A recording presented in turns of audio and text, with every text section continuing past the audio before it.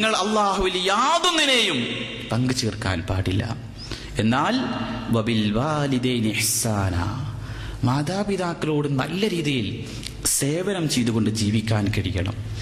നബി തിരുമേനി സല്ലല്ലാഹു അലൈഹി വസല്ലമ വിശുദ്ധ ഖുർആനിന്റെ ആയത്തോതിയിട്ട് തന്റെ സഹാബത്തിനെ പരിവർത്തിപ്പിക്കുകയും അവർക്ക് ഉപദേശ നിർദ്ദേശങ്ങൾ നൽകുകയും ചെയ്തപ്പോൾ അവിടുന്ന് ഒരിക്കലും ഒരു ചരിത്രം പറയുകയാണ്. നിങ്ങൾക്ക് ഉവൈസ് ബിൻ ആമിർ ഖർനി എന്ന ആളെ അറിയുമെങ്കിൽ അദ്ദേഹത്തിന്റെ അരികിൽ പോയിട്ട് നിങ്ങൾക്ക് വേണ്ടി പ്രാർത്ഥിക്കാൻ ആവശ്യപ്പെടുക. അദ്ദേഹം പ്രാർത്ഥിച്ചു കഴിഞ്ഞാൽ ആ പ്രാർത്ഥനയ്ക്ക് ഉത്തരമുണ്ട്.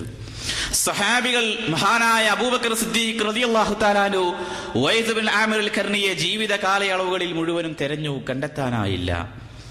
മഹാനായ ഉമർ ബിൻ ഖത്താബ് റളിയല്ലാഹു തആല അൻഹു അവസാനം യമനിൽ നിന്ന് വരുന്ന ഓരോ സംഘടനകളുടെയും ഓരോ വിഭാഗത്തോടും ഓരോ കച്ചവട വിഭാഗത്തോടും ഒക്കെ ചോദിക്കും, നിങ്ങൾ ഉവൈസിനെ അറിയുമോ?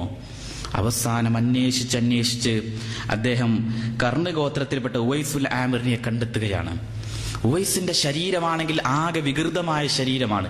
കുഷ്ഠരോഗം ബാധിച്ച് ശരീരം മുഴുവനും വിരൂപതയിൽ എത്തിയ ഒരു ശരീരം. എന്നാൽ അദ്ദേഹത്തിന്റെ മനസ്സിലൊരു നന്മയുണ്ടായിരുന്നു.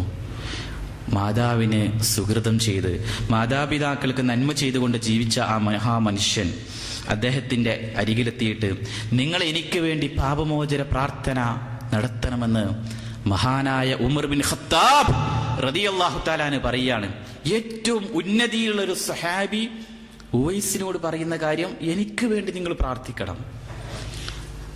എന്നിട്ട് ഉവൈസിനോട് പറഞ്ഞു, ഞാൻ കൂഫയിലേക്ക്, നിങ്ങൾ എവിടേക്കാണ് പോകുന്നത്? ഞാൻ കൂഫയിലേക്ക് പോവുകയാണെന്ന് ഉവൈസ് പറഞ്ഞപ്പോൾ, കൂഫയിലുള്ള ഗവർണർക്ക് ഞാനൊരു കത്തെഴുതി തരാം, ഏറ്റവും ഉന്നതമായ ജോലിയിൽ നിങ്ങൾക്ക് പ്രവേശിക്കാം.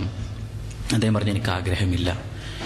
മാതാവിന് സുഹൃതം ചെയ്ത ഒരു മനുഷ്യന് ശരീരം മുഴുവനും വിരൂപവും വികൃതവും വെറുക്കപ്പെടുകയും ചെയ്യുന്ന ഒരവസ്ഥയിൽ പോലും അദ്ദേഹത്തിന്റെ അരികിലെത്തിയിട്ട് പ്രാർത്ഥിക്കാൻ വേണ്ടി ആവശ്യപ്പെടുകയും ഏറ്റവും ഉന്നതമായ ജോലി നിങ്ങൾക്ക് ഞങ്ങൾ നേടിത്തരാം എന്ന് പറയാൻ മാത്രം അദ്ദേഹത്തിന്റെ ജീവിതത്തിൽ അംഗീകാരങ്ങളുടെ പട്ടിക നീണ്ടത് ഈ സംഗതികൾ കൊണ്ടായിരുന്നു. ഏത് സംഗതികൾ കൊണ്ട്?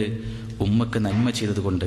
അതുകൊണ്ട് വിശ്വാസികളായ ആളുകൾ ഉമ്മയുടെയും ഉപ്പയുടെയും തണൽ ഒരിക്കലും നഷ്ടപ്പെടുത്തരുത്. തണല് എന്നതുകൊണ്ട് ഉദ്ദേശിക്കുന്നത് അവർ നമ്മുടെ തണലിൽ ജീവിക്കേണ്ട സമയമാണ്.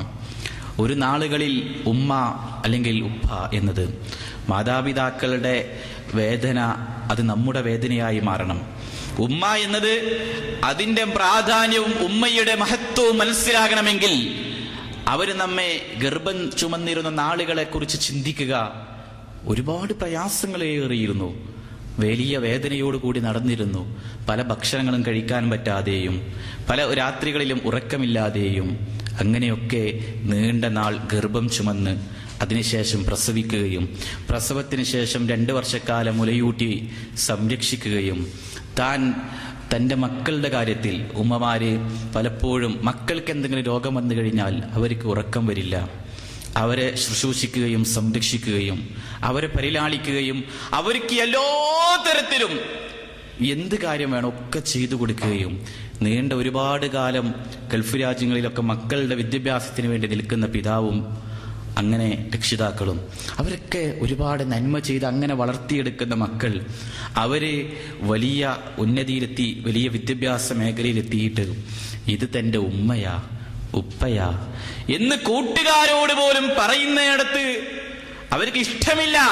ഇതെന്റെ ഉമ്മയാ ഉപ്പയാ എന്ന് പറയുന്നത് എന്തോ ഒരു പ്രയാസം. മാത്രവുമല്ല, ഉമ്മയുടെയും ഉപ്പയുടെയും അവര് തന്റെ വീടിന്റെ സിറ്റൗട്ടിലിരിക്കുമ്പോൾ തന്റെ കൂട്ടുകാരി കയറി വരുമ്പോ ഒരു മോശമല്ലേ എന്ന് ചിന്താഗതികൾ വരുന്നു.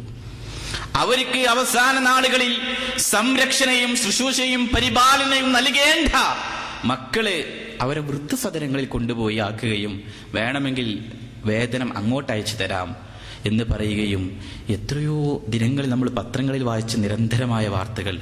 മക്കള് ആ മാതാപിതാക്കളുടെ സമ്പത്ത് മുഴുവനും അത് വാങ്ങാൻ വേണ്ടി തല്ലുകൂടുകയും ഉമ്മയെ ആരെങ്കിലും സംരക്ഷിച്ചോട്ടെ, കൈകളിൽ മുറിവുകൾ വന്ന് കാലുകളിൽ മുറിവ് വന്ന് ശരീരത്തിൽ നിന്ന് തലകളിൽ നിന്നൊക്കെ മുറിവുകൾ വന്ന് ഉടുത്ത വസ്ത്രം തന്നെ നീണ്ട ദിനങ്ങളോളം ഉടുത്ത ഉപ്പമാര് തെരുവിൽ അലയുകയാ ഒരു നേരത്തെ ഭക്ഷണത്തിന് വേണ്ടി. മക്കളോ അമേരിക്കയിലും അതുപോലെ പല ഉന്നതമായ സ്ഥലങ്ങളിലും ജോലികളിലും രാജ്യത്തുമൊക്കെ നിൽക്കുമ്പോൾ അവർക്ക് ഉപ്പയെയും ഉമ്മയെയും ശ്രദ്ധിക്കാൻ സമയമില്ല.